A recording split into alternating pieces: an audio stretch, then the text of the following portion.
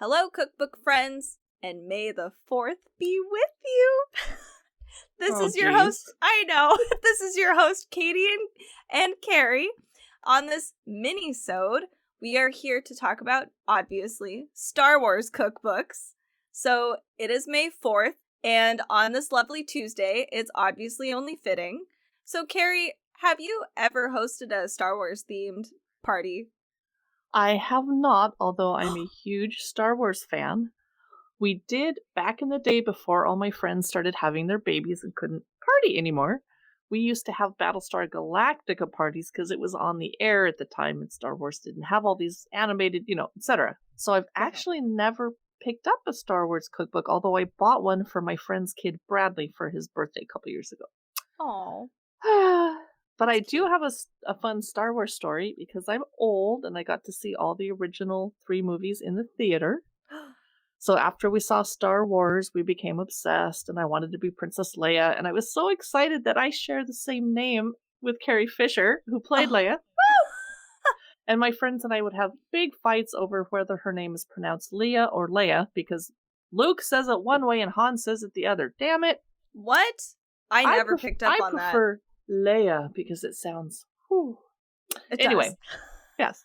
So one day when I was like 10 or 11 years old, Mom came to school and picked us up early. We're like, that's weird, because she was super pro education, and she said, well, you have a dentist appointment. And we were like, Mom. And she drove us wherever. We were kids, we didn't know where we were going in the car. So suddenly she drove up outside the movie theater with a long line of people, and we're like, and we got to see Empire Strikes Back in the theater on opening day before any of our little friends did. Ha ha. Oh, that's so awesome. I love your mom. Yes, that is amazing. So cool. That is the coolest. Oh, God. I never had that opportunity, obviously. I mean, we never got to skip school. I mean, you could be almost throwing up, and she's like, well, throw up in the car on the way there and get it out of your system. Like, oh my goodness, that's like my mom. Oh my God. You have a fever. Well, I bet the school nurse has a wet washcloth for you. Let's go. Oh, God. Take an ibuprofen.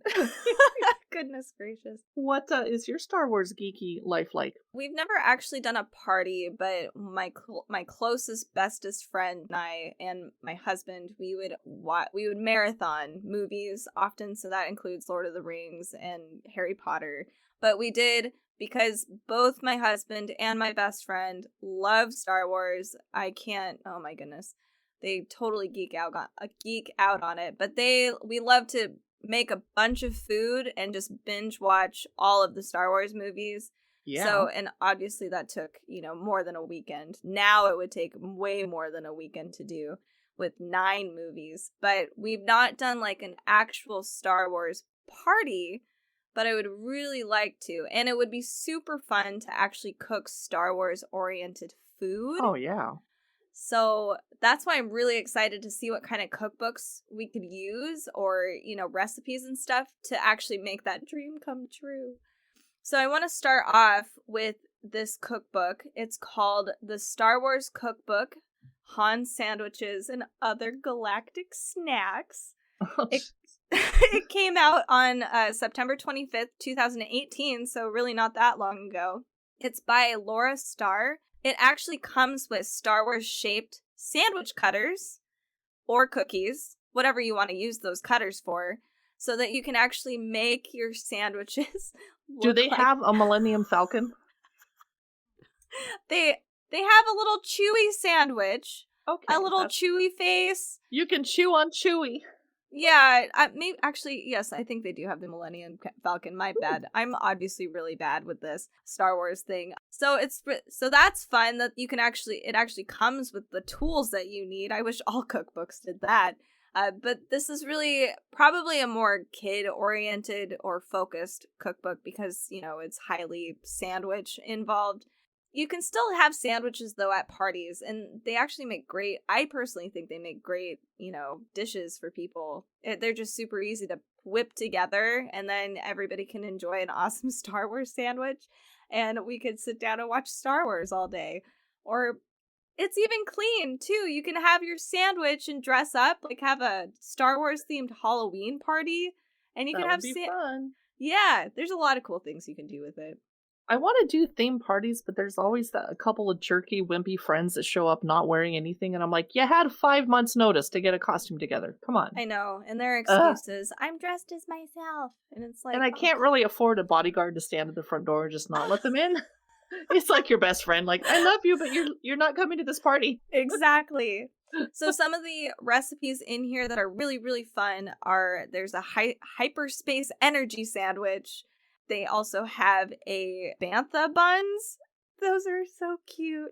The pictures in here are really fun. They have like little Star Wars figurines among the food, and it's all decorated like the landscape of Star Wars. It's just hilarious. This is perfect for kids.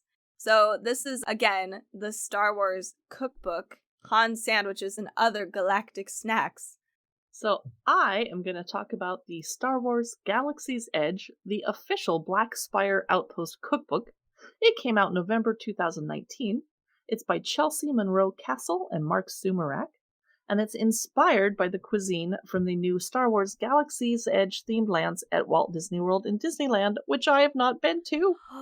Whoa. But the idea cool. is you go to Disneyland, to Disney World, and you eat food at their themed restaurants, and then you go home and go, that was kind of cool, but I can't go to Disneyland every day, and I want to make it at home. So let's take a look at the table of contents and see what I can discover here. They start off with Docking Bay 7 food and cargo. Then they move on to Senar Chal Utilipede Transport. The Black Spire cuisine includes Ronto Roasters, Oga's Cantina, the Milk Stand, and Kat Sokka's Kettle, so that must be the foods that are served there. The condiments, sauces, and garnishes include Nerf steak seasoning, Sokka salt, Gurrick gravy, Emul sauce, Mogan spice syrup, golden lichen twill, Nectros crystals, that sounds pretty spacey. Mm-hmm. The sides, starters, and snacks include Cat's Kettle Corn, Pitmaster's Choice, Rings of Hudala, Zizor Salad, Moss Chips, Fritzel Fries, oh my God, and Moncala Sardine Fritters. The next chapter is Soups and Stews with Root Leaf Stew. Now, where am I going to get root leaf? Topedo Soup, a Tatooine terrine, and spicy Mandalorian stew, hopefully not made out of Baby Yodas. There's a bread chapter with Ronto wrappers, 5 blossom bread, and Mustafarian lava buns. The main courses include Felucian garden spread, Nerf kebabs, a stuffed puffer pig, I do not want to know, and Huttese slime pods, which I pray to God are made from Jell-O. The desserts include Bespin cloud drops, Kavalin spice creams, Mandalorian udge cake, Nectros freeze, Mimbanese mudslide, and then we'll finish with the drinks, including the Hyperdrive, the Photon Fizzle, Akavan liqueur, Rhodian splice, and something called Port in a Storm and Bantha chai. So that was Star Wars Galaxy's Edge, the official Black Spire Outpost cookbook, and it sounds incredibly creative. It does. That sounds pretty amazing, actually. My next cookbook, it's also by Laura Starr. It's called The Star Wars Cookbook, BB-8, Awaken to the Force of Breakfast and Brunch. It came out January 23rd, 2018. It has 29 intergalactic breakfast recipes, so it's only breakfast. I love that. It's like my favorite meal. It has really cute photography with like the really adorable figurines among the food. So for instance, the BB-8 energy balls have the little energy balls. I think they're actually made of like rolled oats, and they're just all balled up with like peanut butter. And then you have adorable BB-8 little cartoon character, and then a Rey figurine just looking down, and it looks like this desert oasis that she's from as one of the pictures. It's just really cute. So these recipes are really approachable. Again, this is super great for children. You guys can make all of these things together and really, you have fun with Star Wars. And plus, this is all of these recipes are all related to the new Star Wars movies that came out. Probably all of the kids are going to be more familiar with that Star Wars trilogy versus the older Star Wars. Maybe that's not true either, but potentially. Some of these other recipes in here that look really awesome are Rose's Galaxy granola bars. I love Rose. I thought she was really cute. Oh, yeah. They also have Ma's Canada Frittata. Whew, that is a mouthful. We also have C3PO pancakes. Jeez. C3PO? Yeah, actually, that makes way more sense. I was like, it's gotta be P-Pote.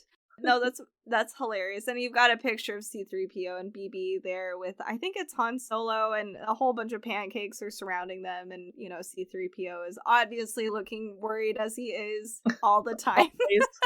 The king of anxiety. Exactly. We also have breakfast takodanas. That, I know that's a reference.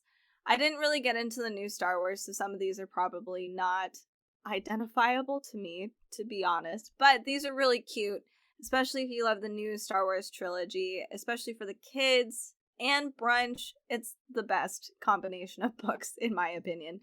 So again, that's the Star Wars Cookbook, BB-8, Awaken to the Force of Breakfast and Brunch. Next up, I have a Star Wars cocktail book, and you all know that I love cocktails. Don't judge me. This is independently published, and we don't usually cover those, but it looked really cool, so we made an exception. It's called Drink Me You Must, the Essential Star Wars Cocktail Book by Sharon Powell. It came out August 2020. It's unauthorized, but it's super cool. And did you know that after the Star Wars holiday of May the 4th, there's another Star Wars holiday that follows up called Revenge of the 5th? It's on May 5.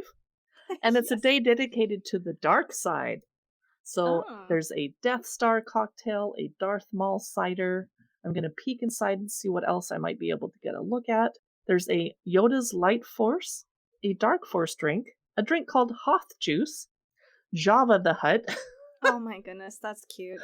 A Qui-Gon Gin and Tonic, a Kylo Rye, a drink called Flying Solo, Bothan's cocktail, Valley of the Dark Lords, Dark and Stormy, At Knees. Oh no, there's a Tatooine Sunrise, and a Darth Collins. Oh my goodness. This must have been a dad. Oh yeah. A Finn Fizz, an Admiral Akbar's Sazerac, and something called a Hot Tauntaun. So I want to complain that whenever I think of making spacey drinks or something, sci-fi, I want to make a blue drink. But it's so difficult to make a drink blue without either using crazy, horrible for you chemicals or just like the blue colorings or the blue alcohols, like a curacao. They just taste horrible. I want a blue drink.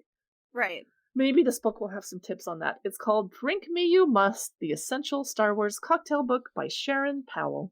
I want to know what was it, the Dark Valley drink, or something with it sounded really ominous, that drink.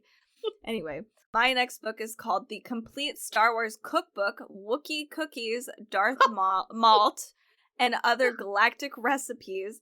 This is actually the flexi-bound. This particular cookbook came out September 1st, 1998. So this was by Robin Davis, Frankie Frankeny, no way, Wesley Martin. So they actually do have the C-3PO pancakes, but they didn't do so they have C-3PO pancakes, but I guess the other one had C-3PO oats.